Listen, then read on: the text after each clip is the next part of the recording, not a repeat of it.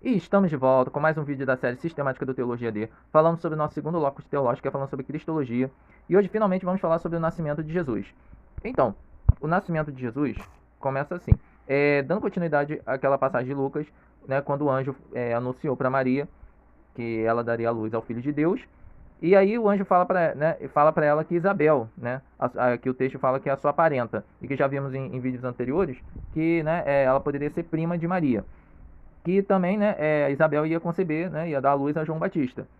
E aí Maria, aqui ó, no verso 39 diz: E naqueles dias, levantando-se Maria, foi com pressa às montanhas a uma cidade de Judá, e entrou em casa de Zacarias, né, que era o pai de João Batista, e saudou Isabel. E aconteceu que apenas Isabel ouviu a saudação de Maria, o menino saltou no seu ventre, né, João Batista, né, segundo aqui Lucas, saltou no ventre, e Isabel ficou cheia do Espírito Santo. E nessas passagens aqui, né, vai acontecer os que é chamado os cânticos, né? São os cânticos, aí é o cântico de Isabel, o cântico de Maria e o cântico de Zacarias, né? Porque aqui, ó, aí no verso 42, né, diz aí, exclamou em alta voz e disse: Bendita és tu entre as mulheres, e bendito é o fruto do teu ventre. Donde a mim está dita que a mãe do meu Senhor venha ter comigo. Porque logo que a voz da tua saudação chegou aos meus ouvidos, o menino exultou de alegria no meu ventre. Bem-aventurada tu que crestes, porque se hão de cumprir as coisas que da parte do Senhor te foram ditas. Então, quando João Batista saltou no ventre de Isabel, Isabel, cheia do Espírito Santo, começou a bendizer a Maria. Nos textos em latim, bem-aventurado beatus, né, é beatitude. Então ficou conhecido como Cântico de Isabel, que é beatitude. E aí você tem um Cântico de Maria, que é o Magnificat. E você tem o Cântico de Zacarias, que é o Benedictus. E você também tem o Cântico dos Anjos, que é a Gloria in Excelsis Deo. E você vai ter o Cântico de Simeão, que é o Nunc Dimittis. Aí o primeiro é o Cântico de Isabel, que é o Beatitude, né? Aqui, ó. O texto em latim, ó. Aqui, ó, Beato, tá vendo? Que, aqui, ó, bendito você entre as mulheres, ó. Feliz. Bendito significa mais que feliz. Aqui, ó. Beato, tá vendo? Feliz, né? Bem-aventurado. Então, né, chamar ela de bem-aventurada, bem-aventurada.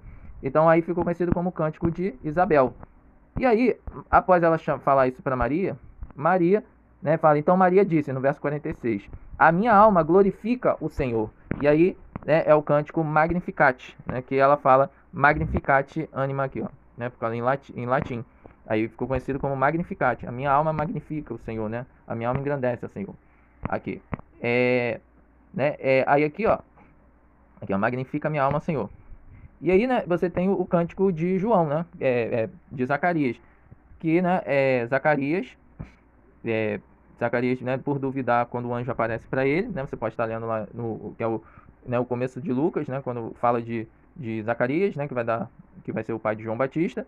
E ele duvidou e ficou mudo, né? E aqui, quando ele escreve na tabuinha, né? O nome que seria João, que foi o nome que o anjo falou para ele colocar o nome, né? Aí ele volta a falar de novo, e aí, né, que fala: E todos os que ouviram as apoderavam no seu coração, dizendo: Quem julgaste que virá ser este menino? Porque a mão do Senhor era com eles. E aí fala com ele, né, no verso 67. E Zacarias, seu pai, foi cheio do Espírito Santo. Então também, viu, não foi por eles mesmos, né?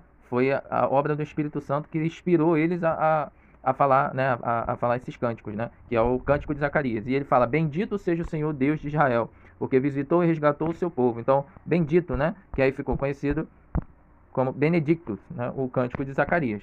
E é importante falar sobre isso, né? Porque você vai ver sempre quando fala sobre o nascimento de Jesus, fala sobre esses cânticos. E aí sim, aí, né, na passagem de Lucas 2, fala, né, que naqueles dias saiu um decreto da parte de César Augusto para que todo mundo fosse recenseado, né, fosse contado na cidade. E esse primeiro recenseamento foi feito quando Quirino era governador da Síria. E todos iam alistar-se, cada um à sua própria cidade.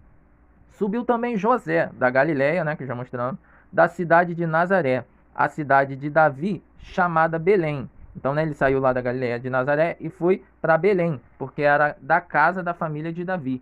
Então, Davi, né, como já vimos, né, na genealogia, como já falamos sobre a questão, né, de por que José, né, da questão da linhagem de Davi.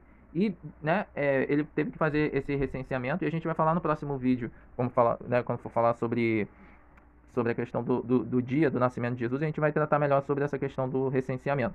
Mas hoje, né, vamos se ater a essa passagem que é falando sobre a questão de José, né, da questão de José de Belém.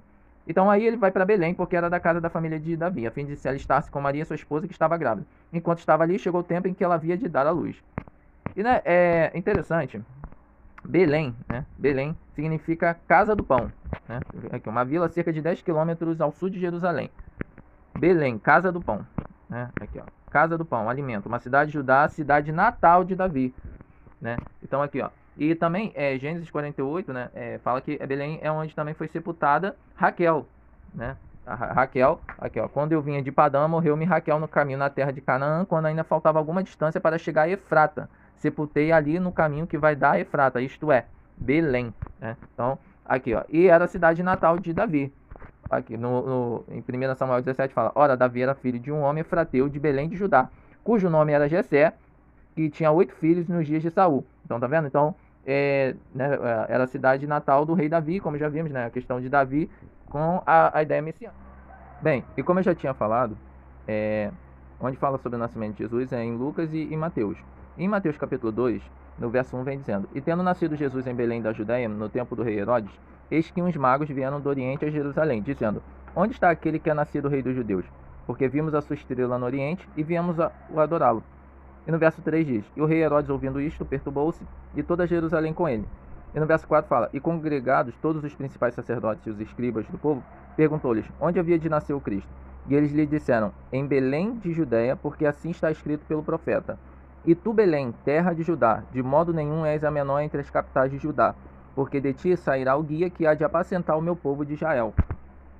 Então aqui, né, a gente vai falar sobre quem são esses magos, mas no verso 6, né, no verso 5 e 6, fala que os sacerdotes, os escribas, né, eles citaram uma passagem, né, dos profetas, falando que, né, da profecia da onde viria o Messias. E esse profeta qual está sendo citado aqui é o profeta Miqueias, né, Miqueias, e essa passagem é do capítulo 5, verso 2, que vem dizendo assim: Mas tu, Belém, Efrata, posto que pequena para estar entre os milhares de Judá, de ti é que me sairá aquele que há de reinar em Israel, cujas saídas são desde os tempos antigos, desde os dias da eternidade. Então, os rabinos, né, os judeus, interpretavam essa passagem de Miqueias capítulo 5, verso 2, como sendo a referência da onde viria o Messias, né, da onde viria nascer o Messias, ó. Como esse rabino aqui vem dizendo, ó, comentando sobre essa passagem: De ti tudo isso é para Davi, que é a cabeça do reino, portanto as suas origens são do Oriente. Sobre Davi, eis que será dito a Belém Efrata, porque dentre os filhos do teu primogênito virá um Salvador para Israel. Tá vendo? Outro texto aqui, ó: De ti sai o rei, de ti sai o Messias para governar Israel. Ó, outra passagem aqui também, ó, do Rashi, ó: De ti sairá para mim o Messias, filho de Davi. Assim diz a Escritura: a pedra que os construtores rejeitaram tornou-se pedra angular. Né? É uma passagem que já vimos quando falamos sobre, né, o nome de Jesus, do Midrash Rabbah, aqui, ó, de Lamentações 1, né, que vem falando: O Arabe disse-lhe: Aproveite o seu boi e o amarre o seu arado, porque nasce o libertador dos judeus. Qual o nome dele? Ele perguntou. Ele respondeu: O nome dele é Consolador, né, Menahem, que vimos sobre o nome de Jesus. E qual o nome do pai dele? Ele respondeu: Ezequias. E onde é que eles vivem? E ele respondeu: Em Birat Rabá, em Belém de Judá, né? Aqui, ó, também tem o Targo de Jonathan, que também fala: E tu, Belém, Efrata, de ti sairás de mim o Messias, para exercer o domínio sobre Israel. Então essa passagem de Miqueias capítulo 5, né, era interpretada como sendo referência, né, da onde o Messias viria a nascer, que seria de Belém. Então por isso que, né, José foi para Belém, né, e é onde foi o nascimento de Jesus. E em Lucas 2 é interessante falar sobre aonde Jesus nasceu. E fala, né, e teve seu filho primogênito, envolveu em faixas e o deitou em uma manjedoura, porque não havia lugar para eles na estalagem. Ora, havia naquela mesma região pastores que estavam no campo e guardavam durante as vigílias da noite o seu rebanho. E aí no verso 9 fala: E um anjo do Senhor apareceu-lhe, e a glória do Senhor os cercou de resplendor, pelo que se encheram de grande temor.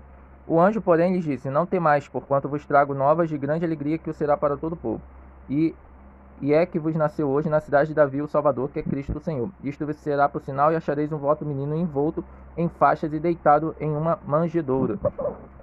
No proto-evangelho de Tiago, que, né, estamos falando sobre ele, aí, né, continua falando sobre a questão do nascimento, ó. E aí nessa passagem de Lucas, né, que na passagem de Lucas, aí no proto-evangelho fala mais detalhes sobre isso, ó. E veio uma ordem do imperador Augusto para que se fizesse o censo de todos os habitantes de Belém da Judéia. E disse José a meus filhos posso recensear, mas que farei desta donzela?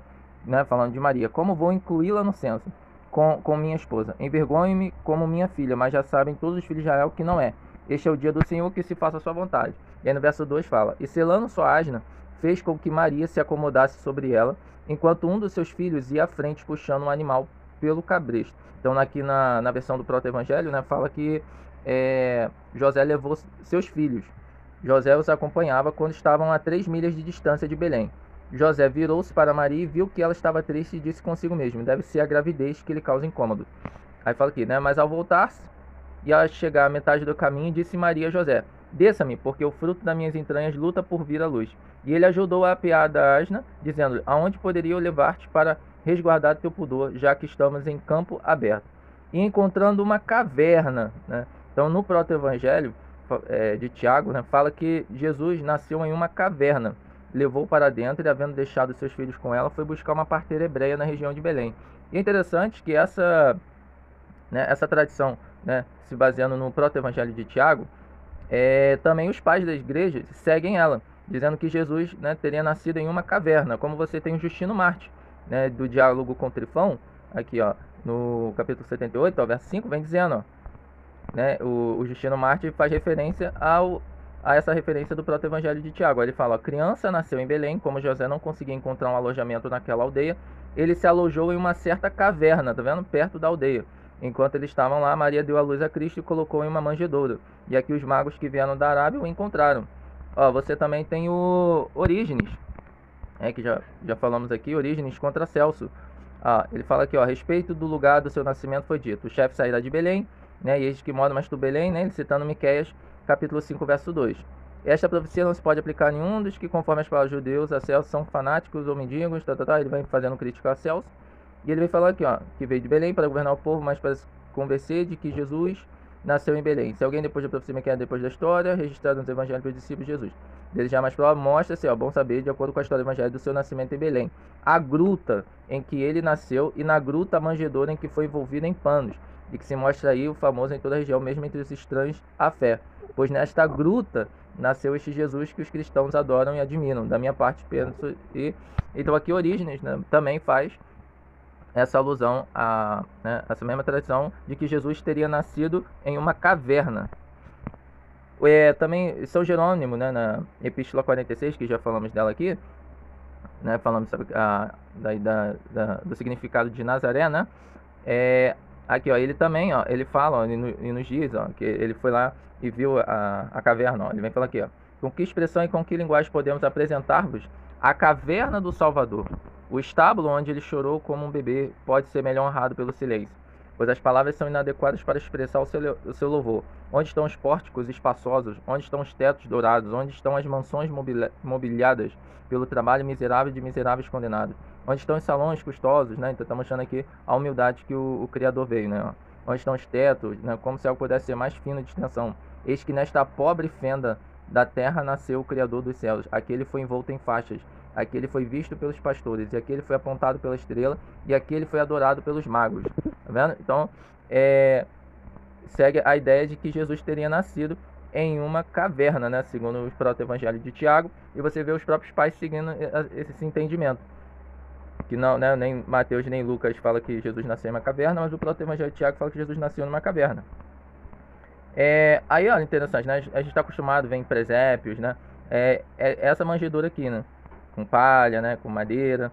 Aqui. Mas é interessante falar sobre essa questão da manjedoura, né? O que é uma manjedoura? Né? Ó, manjedoura, né? Peguei aqui a referência que é a etimologia, né? Quer dizer, manjedoura deve vir do italiano mangiotto, né? Toia e coxo, onde se põe comida para os animais. Pode ter derivado de manjar, né? De comer, que tem forma semelhante no francês.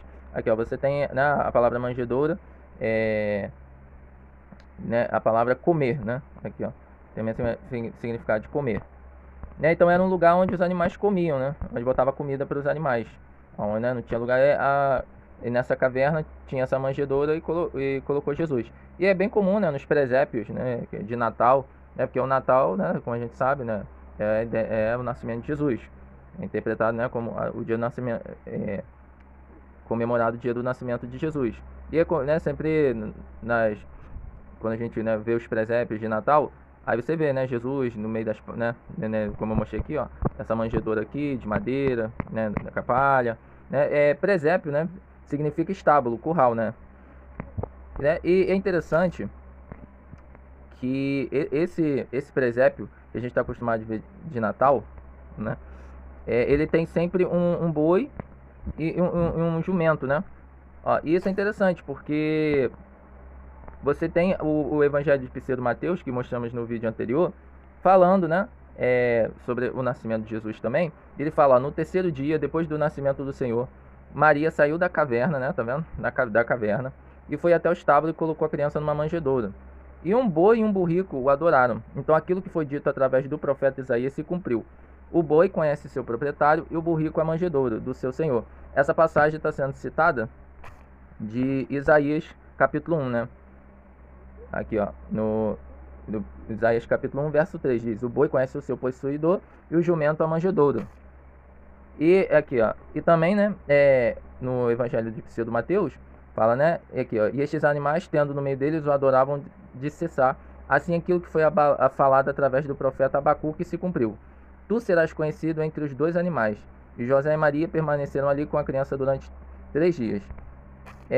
Aqui também, né, está se referindo a Abacuque. É interessante que essa referência, né, que está sendo citada aqui, falando que Jesus foi aqui, ó, né, que essa profecia estava se cumprindo dizendo: tu serás conhecido entre dois animais. No texto hebraico de Abacuque, né, dessa passagem, não fala assim, fala: Senhor, ouvi o relato do que fizeste, estou impressionado, Senhor, com o que realizaste em nosso tempo. Repete essas ações em nosso tempo, revela-as novamente, mas quando causares tumulto, lembra-te de nos mostrar a misericórdia, tá vendo? Então não tem. Aonde vai ter dessa forma, vai ser em Abacuque, né, em Abacuque no capítulo 3, verso 2, mas na Septuaginta, que já falamos, né, que é o texto hebraico passado para o grego. Que aí, né, tem essa diferença, aqui vem dizendo: o Senhor ouviu notícias de ti, fiquei com medo e observei as tuas obras, e elas me maravilharam. No meio de dois seres viventes serás conhecido, quando os anos se aproximarem.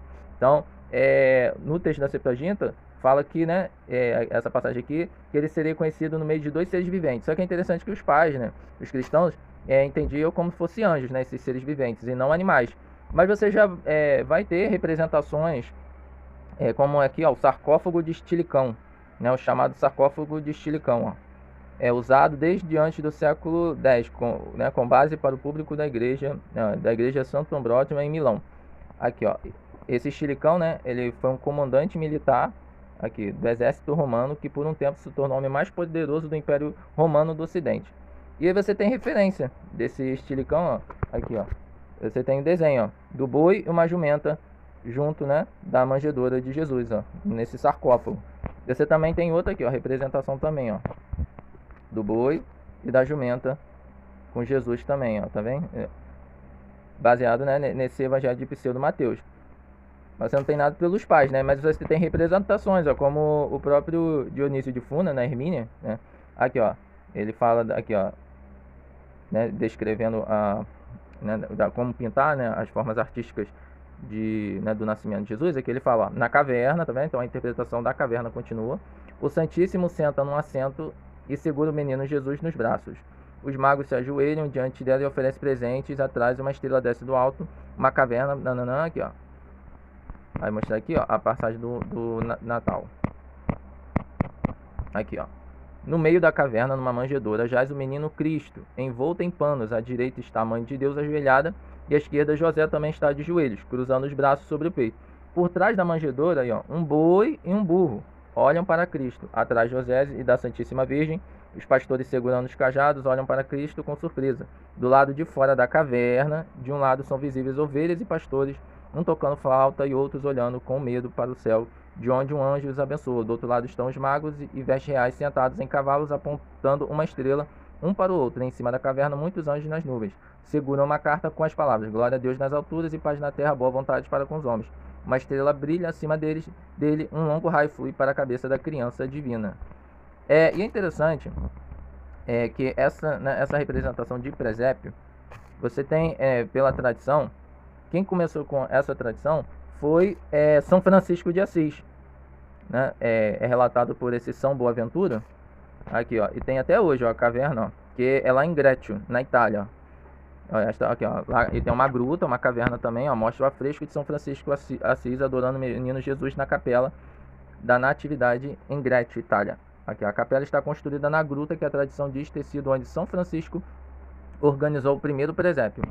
E aí eu peguei a referência aqui, ó, no capítulo 10, ó, do seu zelo e eficácia na oração.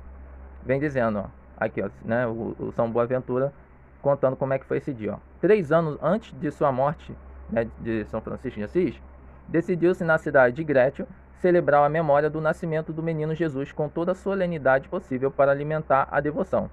Para que isso não parecesse uma inovação, solicitou e obteve licença do sumo pontífice e preparou uma manjedoura e ordenou que feno, um boi e um jumento fossem trazidos ao local, como diz a tradição. Os irmãos foram convocados, o povo reunido à floresta ecoou com suas vozes, e aquela noite augusta tornou-se radiante e solene, com muitas luzes brilhantes e com louvores melodiosos e sonoros. O homem de Deus, cheio de terno amor, permaneceu diante da manjedoura, banhado em lágrimas e transbordando de alegria. Missas solenes foram celebradas sobre a manjedoura. Francisco, levita de Cristo, cantando o Santo Evangelho. Em seguida, pregou o povo que estava ao redor sobre o nascimento do rei na pobreza, chamando, quando desejava, de menino de Belém. Em razão do seu terno amor por ele, um certo cavaleiro, valoroso e leal senhor, João de Grétio, que por amor a Cristo havia deixado o exército secular, estava ligado pela mais íntima amizade ao homem de Deus e declarou ter visto uma criança muito bela de se ver dormindo naquela manjedoura, que pareceu despertar do sono quando o bem-aventurado padre Francisco o abraçou em ambos os braços. Esta visão do devoto cavaleiro torna-se digna de fé, não apenas pela santidade de quem a viu, mas também é confirmada pela verdade que expôs, e além disso comprovada pelos milagres que a seguiram, pois o exemplo de Francisco se meditado pelo mundo. Então aqui, né, interessante, o São Boaventura fala, né, que aí na cidade de Greccio, na Itália, São Francisco fez o presépio, né? Pegou os jumentos, os bois, mandou fazer uma manjedoura com palha. E nisso ainda teve um soldado que teve uma visão que viu uma criança, né, dormindo ali na manjedoura, né? Muito interessante. E daí, né, seguiu a tradição de fazer presépios, né? Como hoje a gente vemos presépios de Natal. Só que, curiosamente, os arqueólogos, né? Eu peguei referência desse livro aqui, ó, né? Desse Jeffrey, que, né, aqui, ó, traduzindo, Presépio de Pedra, a história não contada do primeiro Natal. Que segundo os arqueólogos, diferente, né, que vemos aqui, a manjedoura, né, que vem aqui cheia de palha, né, e de madeira, e como a gente está acostumado em ver em presépio, na realidade, segundo os arqueólogos, né, e segundo esse Jeffrey aqui, não era uma manjedoura onde botava comida para os animais, né, mas era um bebedouro, onde os animais bebiam águas. Aqui, ó, esse Jeffrey aqui, ó, tá vendo? Ele escreveu esse livro, e aqui, ó, tá vendo? Esse é um arqueólogo aqui, ó, e essas aqui são as manjedouras encontradas, ó, na região, ó, tá vendo? Era um bebedouro, ó. Aqui, ó, e fala, arqueólogos em escavações em Israel encontraram diversos bebedouros de calcário para animais. A manjedoura de pedra mostrada na fotografia, tá vendo aqui, ó, essa manjedoura aqui. Acima é típico design das dimensões comuns, geralmente tinha um formato de um bloco com altura entre 30 e 75 centímetros. A bacia rasa no topo do bebedouro tinha apenas cerca de 15 a 20 centímetros de profundidade, geralmente esculpida como uma depressão retangular com fundo plano ou ligeiramente côncavo. E estes bebedouros eram usados para dar água aos animais, estão vendo? A manjedoura onde Jesus foi colocado e que servia de sinal para os pastores o encontrarem, era quase certamente um desses bebedouros. Isso porque no antigo Israel não havia necessidade de um comedouro cheio de feno. Os animais domésticos podiam se alimentar de grama abundante que crescia nas colinas rochosas da Judéia. A grama estava disponível o ano todo. Então essa imagem aqui, né, de José e Maria com Jesus, né, nessa manjedoura aqui cheia de palha, né, que seriam onde os animais comeriam comida e, né, e de madeira, ela não né, de acordo com os arqueólogos, não seria como seria descrito ali na região, e que na verdade a manjedoura em qual Maria né, e José colocaram Jesus foi nesses bebedouros para animais, entendeu? Bem interessante, né? E fala, né, dos pastores, né, que o anjo falou para os pastores. E eu peguei a referência aqui da Catena Áurea, né, que como já mostramos, né, de São Tomás de Aquino.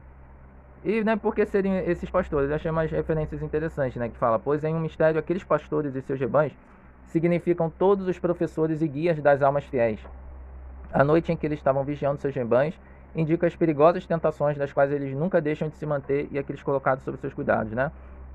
Aqui, ó, é outro também aqui, ó. Mas se quisesse chegar a um significado mais oculto, eu diria que havia certos anjos pastores que dirigem os assuntos dos homens, enquanto cada um deles estava mantendo sua vigilância. Um anjo veio do nascimento do Senhor e anunciou aos pastores que o verdadeiro pastor havia surgido, pois os anjos, antes da vinda do Salvador, podiam trazer pouca ajuda àqueles que lhe eram confiados, pois dificilmente o único gentio acreditava em Deus, mas agora nações inteiras vêm à fé de Jesus. Então, né, fazer uma referência a essa ideia de que o motivo dos anjos anunciarem aos pastores do nascimento de Jesus, né, é uma referência aos pastores, né, aqueles, né, que se levantam para anunciar Jesus, né, e aqui os anjos convocam os pastores para anunciar, né, anunciar o nascimento de Jesus, e assim como Deus levanta homens, né, íntegros, retos, para falar sobre o Evangelho de Jesus, sobre a salvação. E também é interessante, né, aqui, ó, que fala e fala aqui também, né, que a gente estava falando, quando a gente iniciou falando sobre a questão dos cânticos, né? E aqui vem um outro cântico, que quando o anjo fala, então de repente apareceu junto a um anjo, grande multidão da milícia celestial, louvando a Deus e dizendo, glória a Deus nas maiores alturas, e paz na terra entre os homens de boa vontade, né? E ele ficou conhecido em latim, né, como glória in altissimos Deo, né? Que é o glória excelsus Deo, né? Que é o outro cântico, que é o cântico dos anjos, aqui, ó. Glória in excelsus Deo, que é o glória a Deus nas alturas, que é o cântico dos anjos. E, né, é interessante que no proto-evangelho, né, como vimos ali, José foi procurar uma parteira hebreia. E vem dizendo, né, no capítulo 19, então uma mulher que descia da montanha me disse, onde vais? Ao que respondi, ando procurando uma parteira hebreia. Ela replicou, mas és de Israel? E respondi, sim, né, José aqui falando. E quem acrescentou a que está dando a luz na caverna? É minha esposa. Lhe disse eu. Ao que ela replicou, então não é tua mulher? E eu lhe respondi, é Maria, a que se criou no templo do Senhor, ainda que me tivesse sido dada por mulher, não é, pois que concebeu por virtude do Espírito Santo. Interrogou-lhe a parteira, isto é verdade? José respondeu, vem e verás. Então a parteira se pôs a caminho junto com ele. E ao chegar à gruta, pararam, e eis que estava sombreada por uma nuvem luminosa, e exclamou a parteira, minha alma foi engrandecida, porque meus olhos viram coisas incríveis, pois que nasceu a salvação para Israel. De repente a nuvem começou a sair da gruta, e dentro brilhou uma luz tão grande que nossos olhos não podiam resistir. Esta por um momento começou a diminuir tanto que deu para ver o menino que estava tomando o peito da sua mãe Maria. A parteira então deu um grito dizendo, grande é para mim o dia de hoje que pude ver com meus próprios olhos um novo milagre. E ao sair a parteira da gruta, veio ao seu encontro Salomé. Salomé exclamou, tenho de te contar uma maravilha nunca vista. E que uma virgem deu à luz, coisas que, como sabes, não permite a natureza humana. Mas Salomé replicou, pelo Senhor meu Deus, não acreditarei em tal coisa se não me for dado tocar com os dedos e examinar sua natureza. E no capítulo 20 vem dizendo, e havendo entrado a parteira, disse a Maria, prepara-te, porque há entre nós uma grande querela em relação a ti. Salomé, pois, introduziu seu dedo em sua natureza, mas de repente deu um grito dizendo, ai de mim, minha maldade e minha incredulidade, e que tenha a culpa por tentar ao Deus vivo. Desprende-se do meu corpo minha mão carbonizada. Então aqui, né, fala que né, José chamou uma parteira, né? Mateus e Lucas não falam nada disso, mas o proto-evangelho de Tiago fala que José foi chamar uma parteira enquanto Maria estava dando à luz. E permaneceu a tradição, como você vê aqui, o próprio Clemente de Alexandria, né, o Clemente de Alexandria, na Estromata, né, no capítulo 7, né, no verso 16, aqui, ó, ele vem dizendo, ó, mas como me parece muito, mesmo até nossos dias consideram Maria, por conta do nascimento do seu filho, como em estado puerperal, embora não fosse, pois alguns dizem que depois de dar à luz, ela foi considerada virgem quando examinada, né? Então, se fazendo referência a essa Salomé, né, que tocou e viu que Maria, né, no ímen dela, e viu que ela permanecia virgem, mesmo após ter dado nascimento à criança. Né, então, aí permaneceu essa ideia, né, que alguns interpretam, né, como a parteira de Jesus, que seria Salomé. E é interessante, né, falar dos magos.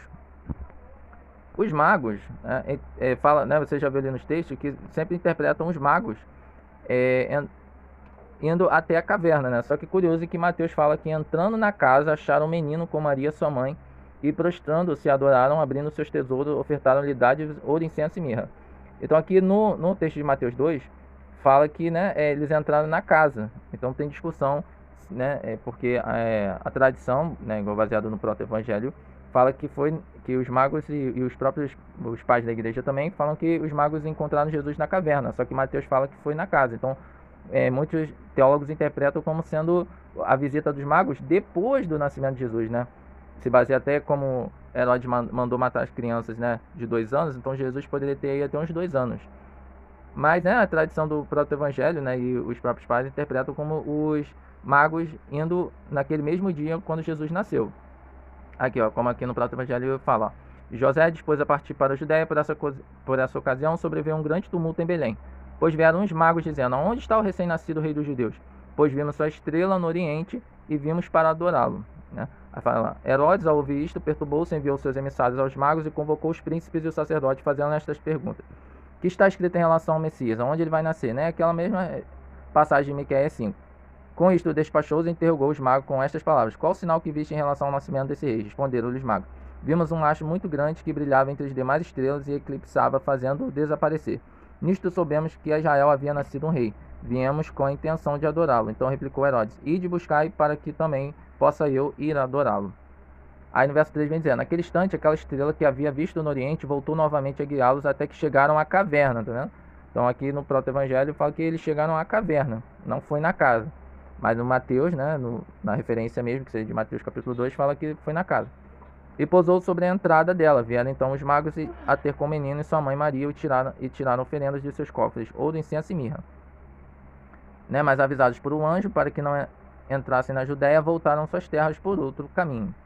Então, vimos aqui agora, né, vamos saber quem são esses magos, né? Primeiro, por que magos, né? A gente vê mago, né, vê aquelas coisas de magia, né, de feitiçaria, mas realmente a palavra magos, né, um mago, um nome dado pelos babilônicos, caldeus, medos, persas e outros homens sábios, mestres, sacerdotes, médicos, astrólogos, videntes, intérpretes de sonhos, augures, adivinhadores e feiticeiros. Os sábios orientais, astrólogos, que tendo descoberto o surgimento de uma notável estrela que o Messias tinha nascido, vieram a Jerusalém para adorá-lo. Aí você tem referência, né? Aqui, ó, um mago, um astrólogo. Então eles poderiam ser astrólogos, né? Ó, de origem estrangeira, um magiano. Isto é, um cientista oriental, por implicação mágica, um feiticeiro, um homem sábio. Ó, né? Aqui, ó, aí você tem referência do Heródoto, né? O historiador grego, que fala também, ó. Diz que os magos eram uma tribo de sacerdotes medos, sobre os reis Arquimênidas. Não, diz Heródoto.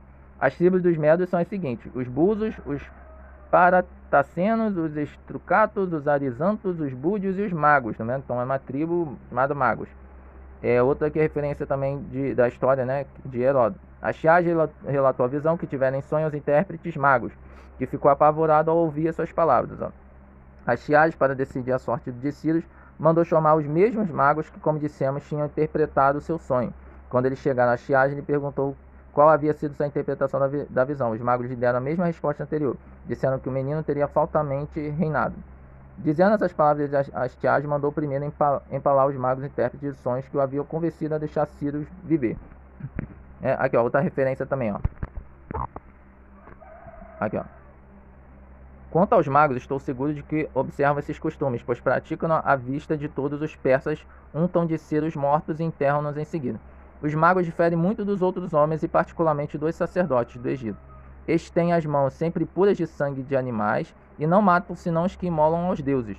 Os magos, ao contrário, matam com as próprias mãos toda espécie de animais, com exceção do homem e do cão. Vangloriam-se mesmo de matar igualmente as formigas, as serpentes e outros animais, tanto répteis como voláteis. Deixemos todavia esse costume de tal como tem sido adotado e retornemos o fio da nossa história. Então, eram homens adivinhos, né, astrólogos, né, que faziam interpretações de sonhos, né, como você vê nos textos da própria Bíblia, né. E é interessante, né, porque no dia do nascimento de Jesus, né, ver esses magos. Então, era interpretado, né, e também é interessante saber, né, se era um, era dois, né, e o que eles eram, né. E é interessante que aqui Tertuliano interpreta eles como reis, né, que esses magos eram reis. Aqui, ó. Aqui, ó, vem falar, Judá guardar Jerusalém, ajudar todo o vigor, tananana, aqui, ó.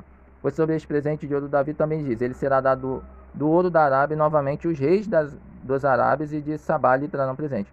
Pois o Oriente, por um lado, geralmente considerava os magos como reis, e Damasco, por outro lado, costumava ser anteriormente considerado como parte da Arábia antes de ser transferida. Aqui, ó.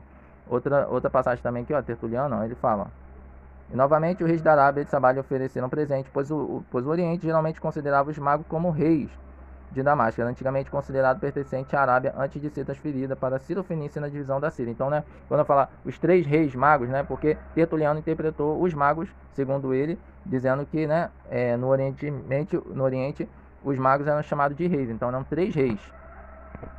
E, né, essa ideia de pela visita dos magos era interpretado o quê? Como sendo baseado em Salmo 72, verso 15.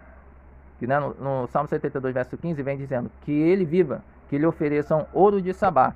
Né? E essa passagem do Salmo 72, verso 15, está baseada, né, se baseia em 1 Reis 10, quando a rainha de Sabá foi conhecer Salomão. Ó. Quando a rainha de Sabá ouviu falar de Salomão, veio desafiá-lo com perguntas difíceis. Ela chegou a Jerusalém com grande pompa, trazendo consigo camelos carregados de especiarias, uma grande quantidade de ouro e pedras preciosas. Tá vendo? Então, né, é como se fosse ali, né, vindo estrangeiros para conhecer o rei, né?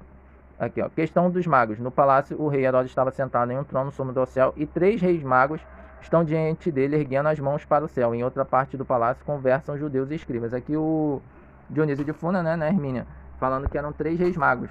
E essa, né, falam que era 3, né, porque se baseia nos 3 presentes, que foi o ouro, o incenso e a mirra. Mas quem primeiro vai dizer que eram 3 magos é Orígenes, no seu livro Homilias sobre Gênesis, né? Aqui, ó. Homilias sobre Gênesis, no capítulo 14, né? Aqui, ó.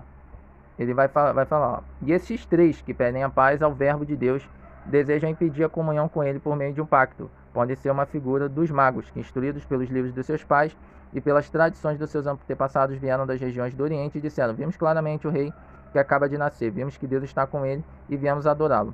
Mas todo aquele que é versado nestas doutrinas, vendo que Deus estava... Então, segundo Orígenes, né? Então seriam 3 reis magos. E você vai ver nas pinturas, né? Aqui, ó, você tem esse sarcófago em Roma do século IV. Aqui, ó, aí você tem as estátuas, aí, aqui, ó, são 3 reis magos trazendo os presentes, né? Maria com Jesus. Você também tem aqui, ó, do século III, ó, uma laje incisa do sarcófago, ó, retrata a adoração dos magos das catacumbas de Roma, traduzida como Severa que você vive em Deus, sendo Severa a mulher enterrada no sarcófago e provavelmente a figura à esquerda da inscrição. Ó. Então essa aqui poderia ser Severa e aqui seria o que está escrito, Severa que você vive em Deus. E aqui você tem um desenho, ó, de 3, aqui, ó, dos 3 magos, né? Sendo que o texto não fala que eram 3 magos, né? Se baseia isso por causa dos 3 presentes que a gente ainda vai explicar sobre eles. Tá vendo aqui, ó? 3 magos. E eles têm nomes, né? Dentro da tradição. E você tem os textos mais antigos, né? Que fala sobre os nomes de quem seriam esses... né, o nome desses 3 magos. É nessa Septa Latina Barbari, né? Aqui, esta pequena crônica foi provavelmente composta em grego por volta, né, de 500 depois de Cristo e posteriormente traduzida para o latim pelo homônimo bárbaro, que felizmente possui apenas um conhecimento rudimentar de ambas as línguas. Como resultado, o significado de algumas passagens permanece obscuro e a grafia dos nomes próprios é errática. Alguns dos erros ortográficos mais óbvios foram corrigidos aqui. E nessa passagem fala: naquela época, no reinado de Augusto, em 1º de janeiro, os magos lhe trouxeram presentes. Então, né, aqui nessa Septa Latina fala que, né, foi 1º de janeiro que os magos trouxeram presentes. E o adoraram. E os nomes dos magos eram, né, Baltazar, Melquior e Gaspar, né? Então esses seriam os nomes deles, né? Baltazar, Melquior e Gaspar. Você também tem o livro do Pontifício da Igreja de Ravenna, né? E você tem a passagem aqui, ó, de São João, né? De São João, aqui, ó, no capítulo 20, que vem falando também, ó, Santa Virgem das Virgens e os magos precedem oferecendo presentes, mas ainda assim, porque eles são retratados em várias vestes e não todos em uma única vestimenta.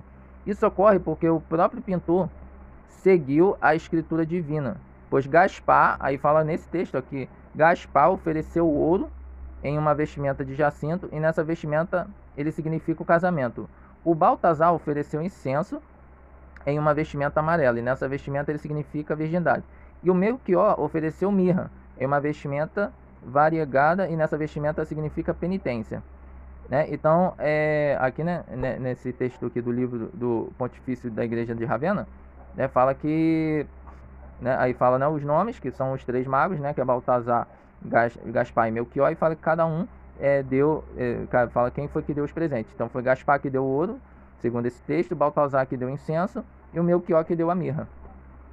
Aqui, né? E aqui, ó, adoração dos magos, né, fala, na caverna o Santíssimo Teotocos senta-se ao banco seguro o menino, Cristo nos braços abençoando, ó. 3 reis magos estão diante deles, né, da Hermínia aqui, do Dionísio, segurando presentes em vasos de ouro. Ó. O primeiro deles é um velho de longa barba e descoberto de joelhos. Olha para Cristo e segura um presente em uma das mãos e sua coroa na outra. O segundo com barba quase invisível e o terceiro sem barba. Olham um para o outro e apontam para Cristo. José fica atrás da mãe de Deus e fica surpreso, e fora da caverna um jovem segura 3 cavalos pelas rédeas ao longe nas montanhas. Aí você também, né, aqui como foi o Dionísio de Funa, que fala da descrição, né, desses magos. Um fala que tem barba, outros não tem barba.